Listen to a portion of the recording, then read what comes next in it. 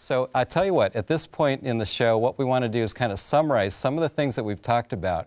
And we're going to bring in our own Jack Dugan and Joe Anderson to talk about planning considerations and techniques. Hey, I'm here with Jack Dugan, certified financial planner, senior investment advisor. How you doing, bud? Good to see you. Hey, what I want to get into, since Al just confused our viewers to no end about something with this and this, let's get into the real simple steps that people need to take when they plan for their retirement. Well, I think, Joe, one of the first things people need to figure out is where they are in the savings program. And I kind of categorize people into two different categories. You're either early Earl or you're catch-up Carl. All right. Early Earl means you've got plenty of time on your hands. You're able to use compound interest to your advantage. Albert Einstein said the eighth wonder of the world was compound interest. Catch-up Carl, on the other hand, is behind the eight ball. He needs to pick it up. And we see a lot of that with people in their 40s and 50s that really haven't gotten there. So they really have to accelerate their savings program. I would say most people are probably catch-up Carl, right? So when you look at that, so what are some steps? So, all right, we got to take a look at what's the savings, all right, and what else do people need to take a look at? So then they need to look at as far as what their spending is going to be. You know, and the easiest way for people to look at their spendings, because a lot of people will spend a whole lot of time, and I think wasted time, in trying to come up with an overall budget. Take your paycheck, look at what your net paycheck is every month, and more than likely, that's what you're going to need when you're in retirement.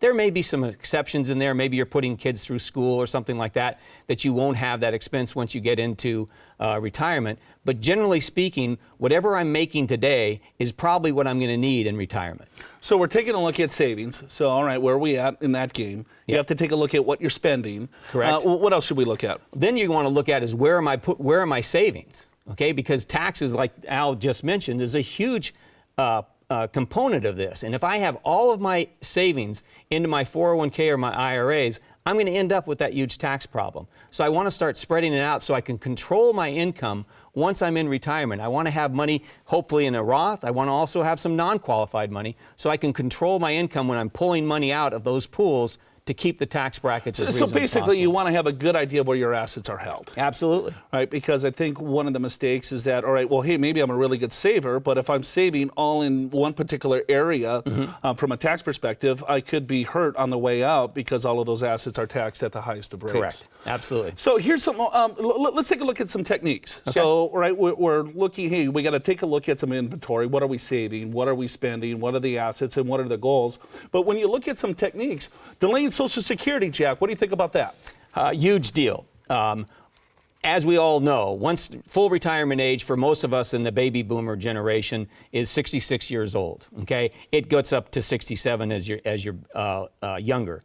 However, the increase that you can get by delaying Social Security from 66 to 70 is 8% a year, or a compound of 32% total. That's a huge difference as far as income. Yeah, but if I mean, you take a look at that, but in practice, what? How many people actually will implement that? Most people take it at 62. Right. And so that's a huge problem. Absolutely. So if you take a look, or if I'm taking it at 62, I'm receiving a 25% haircut. If I continue to work a little bit longer, or maybe start drawing down from other savings to get that 8% delayed retirement credit, I mean, that's 133% differential, and we're living a heck of a lot longer. Absolutely. And the thing is, it all comes down to with retirement planning is cash flow. You know, cash flow is king. So if I don't have any other option, of course, I have to take Social Security at 62.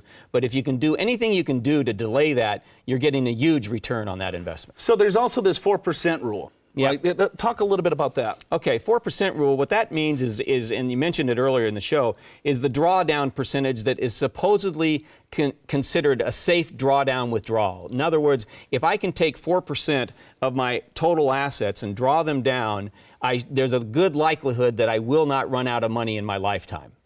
So what that means is that if I have $100,000 saved, I don't want to take out any more than $4,000 per year. Absolutely. And if I have a 30-year life expectancy, I should be pretty good depending on the overall allocation of the account. Historically speaking, now there is one caveat there that we need to consider, is the fact that interest rates are so low right now, the fixed income part of our portfolios are generally not returning what they did 30 and 40 years ago. So you want to be really on the safe side on that 4% rule. And then so then just to piggyback again on some taxes is the tax efficiency of it. right? Because if I have a 4% distribution, but all of that is sitting in my retirement account, of course, depending on how much money that I'm taking out of the overall portfolio, right, all of that might be taxed at ordinary income rates.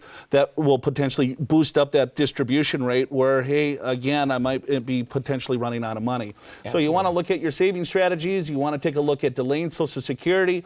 You want to look at, hey, am I taking up more than 4% of my overall portfolio? And am I ignoring taxes? Because in most cases, a lot of you viewers, one of your biggest expenses might be taxes in retirement. You probably never heard that before until now. It will be if you've saved any money.